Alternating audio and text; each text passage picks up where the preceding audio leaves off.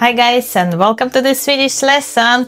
Have you ever wondered whether it's possible to guess which article you have to use when we are using Swedish nouns? Will it be en or will it be et? Actually, this is one of the most common questions I'm getting from my students. How do I know which article I should use with this word? How should I know which article I should use with that word? How do I know? The answer is, in the most cases, there is no way to guess which article it will be. This is the harsh truth. You need to learn each noun together with its article. But in this video, I will actually give you some hints that will help you with the articles. Okay, so there are some rules about the articles. Some rules that help us to guess which article it will be. Before we start, just some historical information. Actually, there were three genders before, three grammatical genders before in Swedish. He, she and it, like in other languages.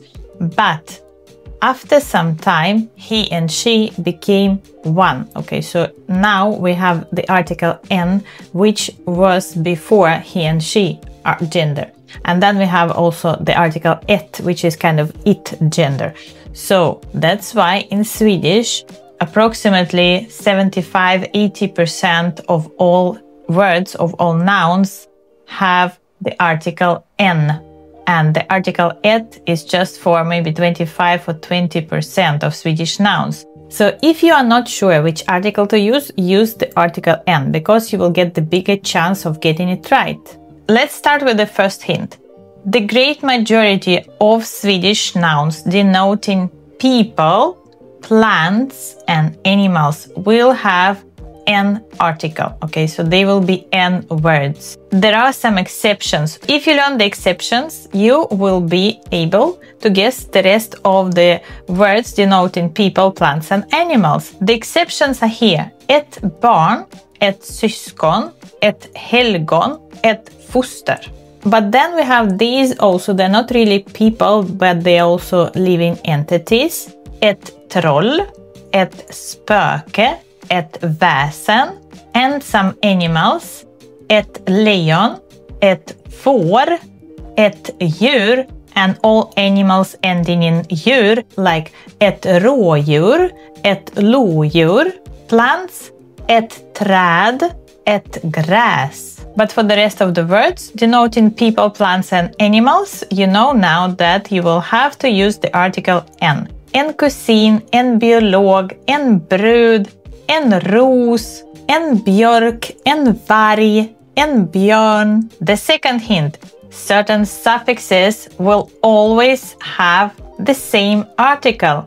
We will start with en words and the suffixes which we will have with the en words. So if you see these suffixes, the article will be en. The suffixes are are, iker, ier, en lärare, en musiker, en iranier, het, en nyhet, en lägenhet, else, en rörelse, en företeelse. There is one exception, ett fängelse. Otherwise, the rest will have the article en. Hon, en diskussion, en station. Ning, ing, en tidning, en träning. There are also suffixes which we use with the article ett. Skap, ett äktenskap, ett medborgarskap.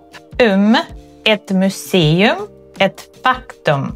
Eri, ett bageri, ett konditori. Ment, ett dokument, ett experiment. So if you know these suffixes, then you can guess that the words with these suffixes will have either the article en or the article et. And the last hint, present participles. A present participle is a word which is formed from a verb using the endings ande or ende. And it can be used as an adjective, as an adverb, or as a noun. So for us here, it is interesting what we will do when we use present participle as a noun. We will actually have two different articles depending on the meaning. If a noun, which is present participle, denotes a person, then it will have the article n. If it is an abstract term or refers something which is non-human, then we will have the article et. Let's see the examples. The word boende, which comes from the verb at bo, has two meanings. En boende is a person who lives somewhere. En boende, the article is en. Et boende is a building or a dwelling. So here we will have the article et boende. En boende, et boende. A person, a building. En boende, et boende. So when you are using present participle, think, do I have a person here or is it an abstract thing?